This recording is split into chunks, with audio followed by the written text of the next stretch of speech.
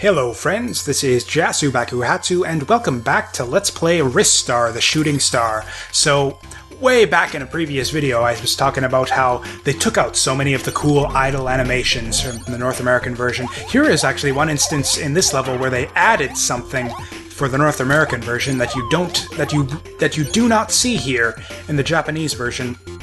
In the North American version, of course, there was the little skiing section. There was like this little cutscene intro to this section where Ristar sort of does his little shooting star thing down a slope, and then he like switches over to a pair of skis. So he like first he's like just kind of bouncing down the hill in his little shooting star form, and then he switches over to a pair of skis, and it's just like a neat little intro bit to this level. It's weird and it's unique actually. In the North American version at least, this is the only level that has an intro like that. All of the other levels, it just like starts you right in the action.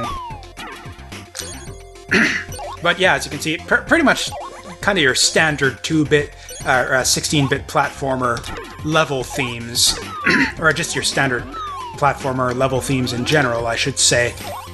With this, yeah, now we're on the ice level after. I guess music isn't that much of a.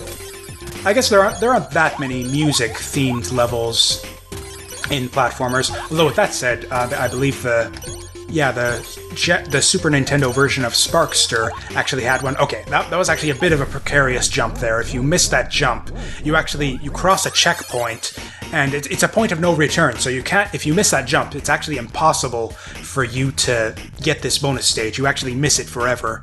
If you suicide, you just go to the checkpoint that's past here, and there's just no way to get back up. It's not a difficult jump or anything, but it is. If you're going for all the bonus stages, this is like the single most important jump in the game. Because yeah, if you miss that jump to this stage, you just ruin the entire run, and you can't get all the bonus stages anymore. You got another continue, which is nice. Don't even be needing that. But yeah, really quick little first bit of the level here. I believe we're at the end. Okay, that guy. Oh my goodness, I can't believe that didn't work. Yeah, so the gimmick there is, yeah, you don't want to hit the bomb, you want to aim just a little bit above the bomb, and yeah, in keeping with the sort of, this is almost kind of a mini-boss, but it's kind of a non-standard mini-boss, where yeah, you just basically sit idle for a little bit, and then Ristar makes a snowball. Only yeah, if you try to hit this guy when he's got his snowball in hand, he'll block your shot. So what you want to do is wait until he attacks you, and, okay, thought that was going to hit him.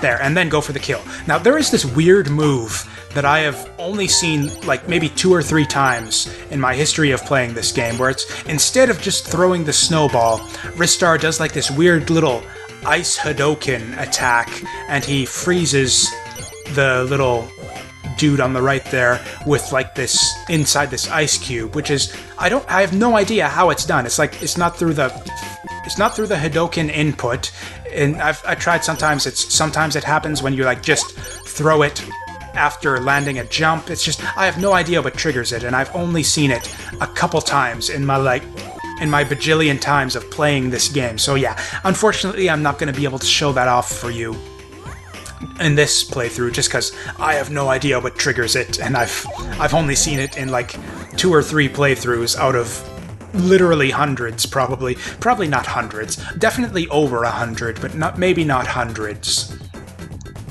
Anyways, so I was actually talking about in the previous video how there is like absolutely nothing that I dislike about this game. And actually, oh yeah, idle animation, forgot about that. Same as his little snowball making thing, except he makes a little snowball, or a little snowman when he's not in the snowball fight section. So that's kind of neat. They kind of incorporate his little stage unique idle animation into a boss fight mechanic, which is just like, again, just ridiculous fun creativity.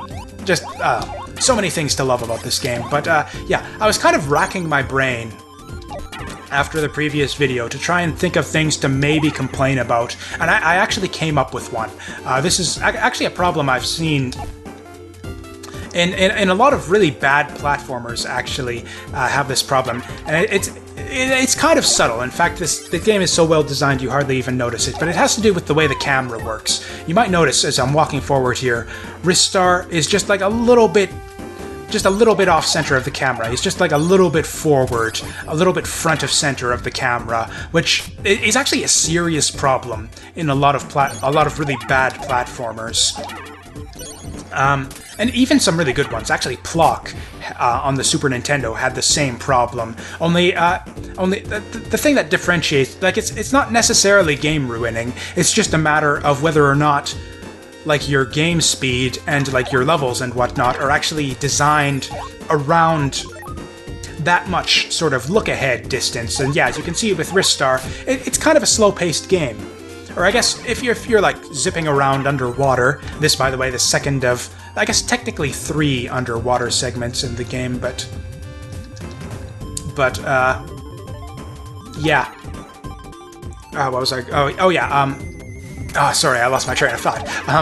Oh yeah, I was talking about. So yeah, the camera. You can see it's like just tilt. It's just a little bit forward, a little bit like Ristar stands just a little bit too far off center, and so it kind of limits your horizontal viewing distance, which is a big problem in some games actually. Where this was actually a problem in certain levels in Plock were really bad for this, where because the camera was so far behind your character and you had so little horizontal viewing distance ahead of you, you had such little view distance ahead of you that things would just surprise you out of nowhere before you could react to them. Especially the early levels of Plock, like, really had that problem. Plock was a great game otherwise, I think. It kind of managed to sidestep.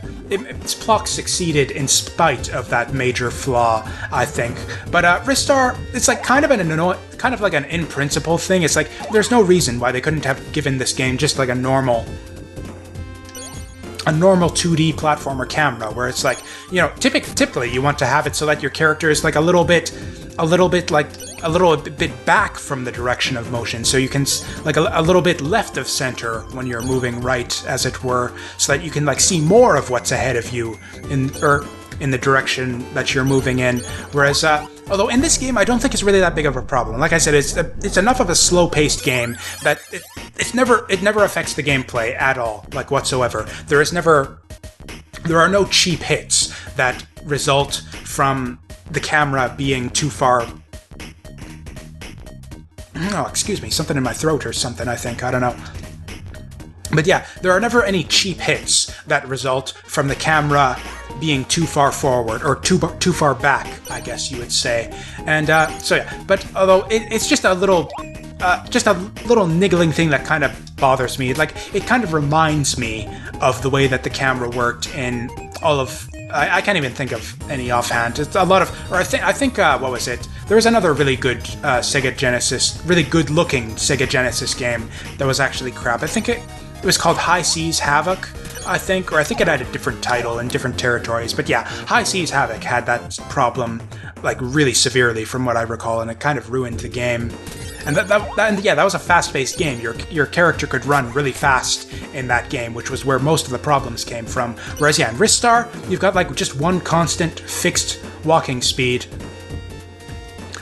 Although with that said, yeah, I guess you've got these icy segments, but even these, like, you've still got, it's a little bit precarious in these sections, I guess. I can see how someone with like even slower reflexes than me might have difficulty in, like, say, those sections back in the first part of this stage, where you had to jump over enemies and spikes and stuff while slipping over icy segments. But so I can see how that might be a problem. But again, with that said, you can see how I'm kind of reaching.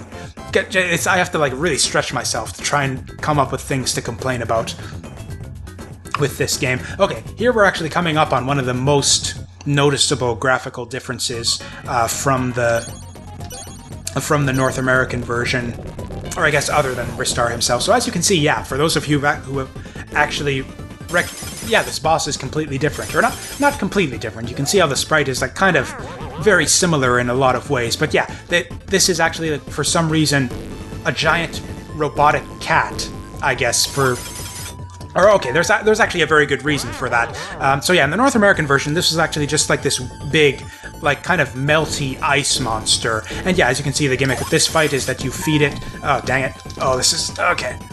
And yeah, the gimmick with this fight is that, yeah, you feed this monster hot food, and he can't handle it, and that causes him to take damage. So there's actually a sort of a cultural reason, I guess you might say, for this guy being a cat. In the Japanese version, any of you guys who follow like anime and stuff, that's a Japanese phrase, is to say that if a person who can't handle hot food is said to have a cat's tongue, which is, sort of in reference to the way that a cat will sort of stick its tongue, just kind of stick its tongue in and out of whatever, the way that cats drink up water or milk or whatever, where they just kind of stick their tongue in and out of it.